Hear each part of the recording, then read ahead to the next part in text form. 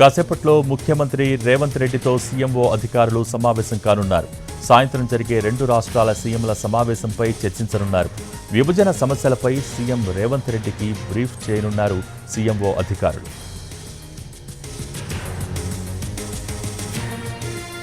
కాసేపట్లో ముఖ్యమంత్రి రేవంత్ రెడ్డితో సీఎంఓ అధికారులు సమావేశం కానున్నారు. సాయంత్రం జరిగే 2 రాష్ట్రాల సీఎంల సమావేశంపై చర్చించనున్నారు.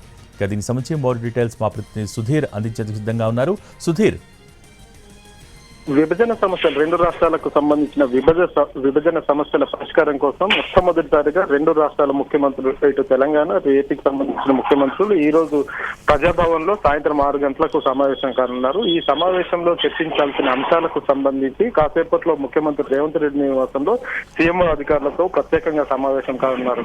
ఈ సందర్భంగా ముఖ్యమంత్రికి తెలంగాణ రాష్ట్ర సమస్యలకు సంబంధించి కావచ్చు, కేంద్రం ఇవ్వాల్సిన కేంద్రం ఇస్తామని చెప్పి ఇవ్వకుండా ఉన్న నిధులు కావచ్చు, హామీలు ఏవైతే ఉన్నాయో హామీల అమలు కోసం కూడా కొన్ని విషయాలను విశదీకరించాలని చెప్పేసి సీఎంఓ అధికారులు భావిస్తున్నారు. అందులో భాగంగానే కాసేపట్లోనే ముఖ్యమంత్రి రేవంత్ రెడ్డి నివాసంలో ఈ సమావేశం జరుగుతుంది.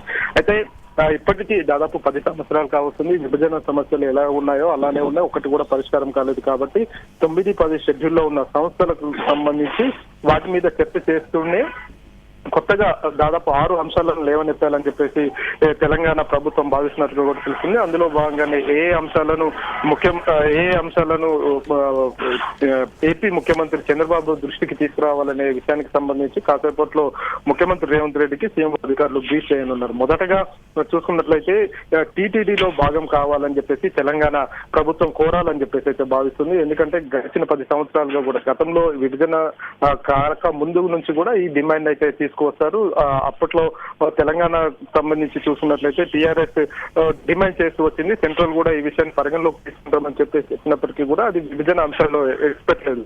ప్రస్తుతం టీటీడీకి సంబంధించి టీటీడీలో భాగం కావాలని చెప్పేసి తెలంగాణ ప్రభుత్వం కోరే అవకాశం అయితే కనిపిస్తుంది. అంతేకాకుండా 7 మండలాలు ఏవైతే విభజన సందర్భంగా ఏపీకి వెళ్లిపోయిన 7 మండలాలు ఏవైతే ఉన్నాయో ఆ 7 మండలాలను తిరిగి ఈ తెలంగాణకే కేటాయించాలని చెప్పేసి రాష్ట్ర ప్రభుత్వం ఏపీ ప్రభుత్వాన్ని కోరే అవకాశాలు అయితే కనిపిస్తున్నాయి. ఇవే కాకుండా తీర ప్రాంతాలు ఏవైతే ఉన్నాయో విస్తారమైన తీర ప్రాంతం ఏపీకి కలిగి ఉంది. దాదాపు 1000 కిలోమీటర్లు ఉంది. కాబట్టి అందులో సగం భాగం తెలంగాణకు కూడా కేటాయించాలి అని చెప్పేసి కోరే అవకాశాలు అయితే కనిపిస్తూనే ఉన్నాయి.